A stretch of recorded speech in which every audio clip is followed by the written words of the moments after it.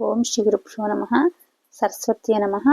అథర్వవేదంలోని కాండము 5 సూక్తము 15లో వేదపారాయణం. ఇప్పుడు ఏకాచ మే దశచ మే అపవక్తార ఓషధే ఋతజాత ఋతావరి మధుమే మధులాకరః.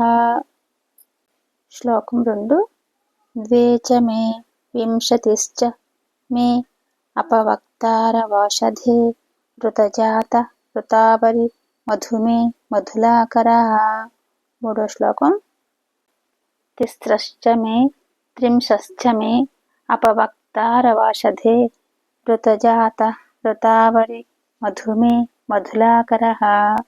4వ శ్లోకం. చతశశ్చ మే చత్వారింశశ్చ మే అపవక్తార ఓషధే ఋతజాత ఋతావరి మధుమే మధులాకరః. 5వ శ్లోకం. పంచ చ మే పంచాశశ్చ మే అపవక్తార ఓషధే ఋతజాత ఋతావరి మధుమే మధులాకరః. ఇప్పుడు 6వ శ్లోకం. షష్ఠ మే షష్ఠిశ్చ మే అపవక్తార ఓషధే ఋతజాత ఋతావరి మధుమే మధులాకరః. 7వ శ్లోకం. సప్త చ మే సప్తతిశ్చ మే అపవక్తార ఓషధే ఋతజాత ఋతావరి మధుమే మధులాకరః. 8వ శ్లోకం. అష్ట చ మే అశీతిశ్చ మే అపవక్తార ఓషధే ఋతజాత ఋతావరి మధుమే మధులాకరః. శ్లోకం 9.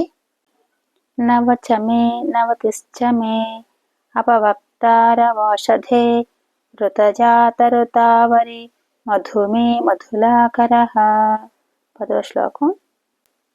దశ చ మే శతశం చ మే అపవక్తార ఓషధే ఋతజాత ఋతావరి మధుమే మధులాకరః.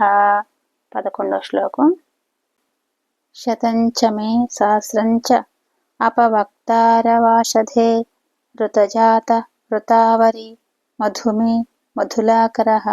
ఇక్కడ చూసారా, సహస్రంచ అని తర్వాత సహస్రంచమే అని ఉండదు, సహస్రంచ అపవక్తార ఓషధే ఋతజాత ఋతావరి మధుమే మధులాకరః.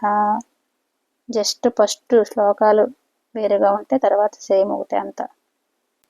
వీటికి మీనింగ్ అంతా రేపు పెడతాను.